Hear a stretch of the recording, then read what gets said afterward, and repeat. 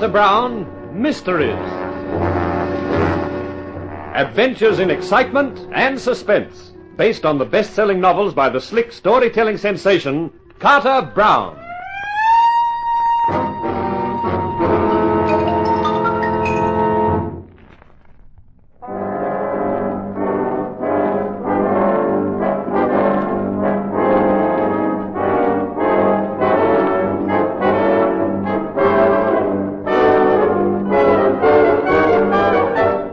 The morning dawned bright with determination for me.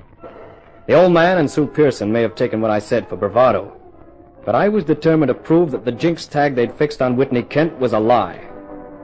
I decided to say nothing about the visit of Slade, the Blue Circle Detective Agency man. That was something I'd take up later with Milton Moore. First, I wanted words with Jim Berg, our security man. Well, morning, Whitney. The super salesman with a no-good product. Well, you got my sympathy, pal. Thanks for nothing. And what gives, Jim? Anything new? Yeah, not a thing. The top brass are in conference this morning. They're going to use Hangar C to start on the next F-92K. I gotta have 4 guards around that building night and day from here on. Who gets in? Only the staff connected with the work. And the executives? Oh, I'm sorry, Whit. You're not included. It was your father's instructions. Oh, that's okay, Jim. He told me to take 3 weeks vacation. Looks like he means it. You have any leads? No. I figured Gene Latimer made a mistake somewhere, like the Air Force character says, but heck, I'm no engineer, just an ex-FBI man trying to make a living. So I have to presume the plane was sabotaged. Right now, I'm starting a double check on all the employees who could have got near that plane. How many of them are there? Oh, over 100. Looks like quite a job, doesn't it? Mr. Berg, I wish you luck. You will need every ounce of it.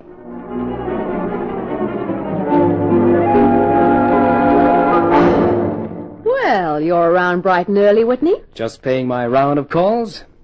Chuck in? He's got Mr. Moore with him. Then maybe I won't bother. I've got something to say to you. Anything from those luscious lips I will listen to, with pleasure. Not this you won't.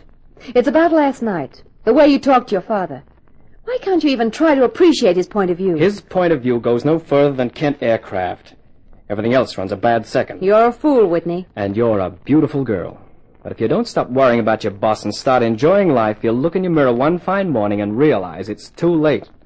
You'll finish up senior stenographer till they pension you off. Oh, Sue. Mr. Kent free at the moment? I'm sorry, Mr. Latimer. He's in conference. Well, I'll see him later. Just a minute, Gene. I'm busy, Whitney. Not too busy for what I've got to say. I've thought of a perfect solution to your problem. Oh? Yeah. When you've got this next F-92K ready to test, let me fly it. That's what you've been after all the time. Let's not argue about that. Look at it another way. If the plane's okay, everything's fine. The Air Force resumes their deliveries, the orders I've taken can be filled. On the other hand, if the plane doesn't work, if it goes in the same way that one did yesterday morning, who gets crisped up? You do. Right. So if it does burrow its way into the dirt and takes Whitney Kent with it, at least you know that one line of investigation is closed. Well, what about it? It's worth thinking about. I'll devote quite a lot of thought to your proposition. Good morning.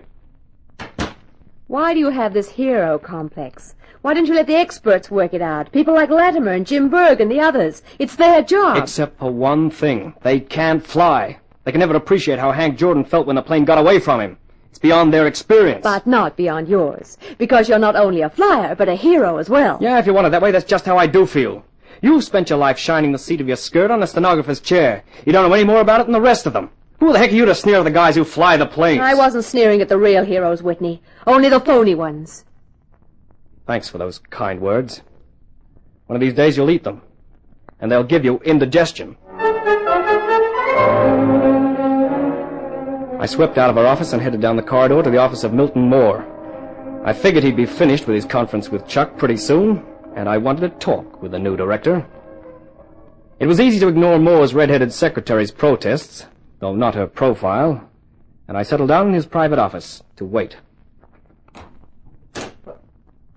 Is this the customary procedure around here, Mr. Kent?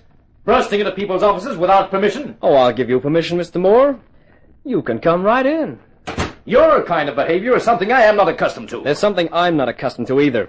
That's having a private detective go through my bags in my hotel room. Oh? A Blue Circle agent, name of Slade. That's the outfit you engaged, isn't it? What's the idea of having them investigate me? Even a young pup like you ought to have sense enough to see that Latimer's accusations against you, wild as they may have been, should be checked. Now, will you get out of my office? In a minute. How are things with the Ace Aero Corporation these days? I wouldn't know. How were they when you left? All right. What were they building? Jets, naturally. Bombers or fighters? Fighters. As good as the F-92K? No. Just what is it you're trying to insinuate, young man? I was just wondering. You pulled Ace Aero out of trouble. You put them back on their feet, then left them. I wondered why. I wondered if you still had any association with Ace Aero. Financial association, I mean. It just occurred to me that if you had, you were backing a losing proposition when Kent Aircraft produced the F-92K. Is that all? No. It also occurred to me that, on the other hand, if Kent Aircraft had a lot of trouble with their planes, then maybe Ace Aero could buy them out cheaply when the psychological moment came. And if Ace Aero could then build the F-92K without bugs, they could sell them, couldn't they? Are you seriously suggesting that I would descend to murder just to protect my capital? I'm not suggesting anything. I'm only thinking out loud. I must say you go in for original thinking, Kent. I'd better tell you some of the facts of an executive's life. I didn't have any capital interest in Ace Aero for one simple reason. I didn't have any capital. The 25% holding I have in your father's organization was bought with money loaned to me by Owen Holmeyer. He wanted to invest some money in this firm. He knew what I'd done for Ace Aero, so he was prepared to lend me capital to invest. He thought of it as a safeguard for his own investment. Oh. So you see, Kent, that if anyone has good reason for wanting Kent Aircraft to sell their F-92Ks again, it's me. I guess so. Now, do you mind leaving my office? I've work to do.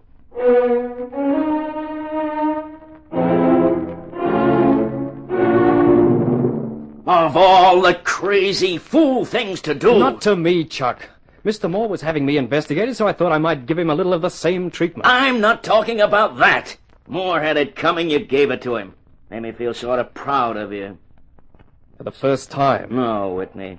There were many times when you were in Korea when I was proud of you. And I was proud of you in Europe, too. Proving that you could sell aircraft with the best of them. What is this, Old Home Week? But I'm mad at you. How in the name of creation could you do a stupid thing like that? I thought you said Moore had it coming. I'm not talking about Moore. I'm talking about that crazy fool offer you made to Gene Latimer. Oh, that? Yeah, that. Latimer wants to take you up on the offer. Holmeyer and Moore think it's a great idea. What the heck could I say? That you figure it's a great idea, too. That's what I did say. So you're all set to fly the next F-92K. When? Saturday. They're working 24 hours a day on it. Oh, that's fine. Sue says you've got a hero complex. I think it's a plain darn fool complex. Maybe. But Gene Latimer was right about one thing. I threw the first one away by flying it when I wasn't exactly sober. That gives me a sort of responsibility, Chuck. Boy Scout stuff. It's more than that. That first plane had bugs. If I'd been sober, I could have told you what particular bug it was, but I can't remember anything. Well, I've got a feeling. If that plane still has bugs and I fly it, I think the memory might come back and I might be able to do something about it before it's too late. Maybe you aren't such a darn fool after all. You really want to fly the F-92K? Of course. Okay, that's what I wanted to know. That it wasn't just bravado. What you say makes sort of sense, I think. Thanks. You, comfortable at the beach house? Sure. Anytime you feel like eating real food, come up to the house for dinner. Thanks. Now get out of here. I'm busy. Okay. I'll leave you to it, Chuck.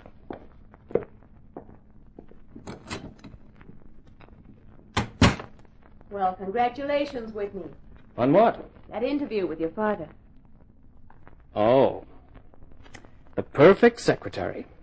Keeps the intercom open so she can hear everything that goes on, huh? Well, I don't make a habit of it, but I did that time. Come here, Whitney. What for? I'd like to kiss you.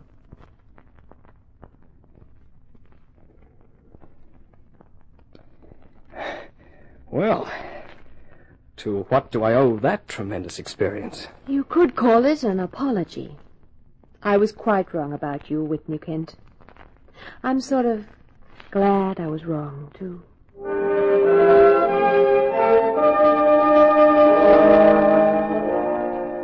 I'd spent a lot of my time waiting, especially in Korea. But no waiting time was as bad as the days while the F-92K was got ready. Came Friday, and I went down to the plant. The old man was with me. We're fixing the takeoff at 7 a.m. tomorrow, Whit. I've got it cleared with the Air Force, okay, 30 minutes. They've defined the area and so forth, so you can collect all the dope this afternoon, met reports, etc. Sure. I thought I'd collect some flying gear today. I've had it taken into the hangar here. Berg's doubling the guard tonight and is watching things himself as well. Good. Oh, there's Latimer, stroking the fuselage like it was a tame cat. Hello there, Gene. Hi, Whitney. Well, there's nothing wrong with it. I've checked every inch of it. Then I shouldn't have any trouble tomorrow. Whitney, it occurs to me that I said a lot of stupid things a while back. I'm sorry. That's okay, Gene. I can appreciate how you felt. And that's my gear there, huh? Yeah. I think I'd like to take the parachute out and have a look at it. But it's all packed. Then I'd like it unpacked. After all, I'm flying this butterbox tomorrow. Okay, Whitney, whatever you say. I had a queer crawling feeling along my spine. And when the chute was unfolded and billowed out in the hangar's expanse, I realized why. There was a 6-foot slit across the center. That chute wouldn't have brought a mouse down safely, let alone a guy of my weight. Latimer, what's the meaning of this? Don't ask me, Mr. Kent. As far as I knew, that chute was checked and packed properly. Lucky for me, I took a look. I think I'll borrow one from the Air Force and bring it along in the morning and put it in myself. Wait. If they could do that to the chute. Yes, Chuck. What could they do to the plane?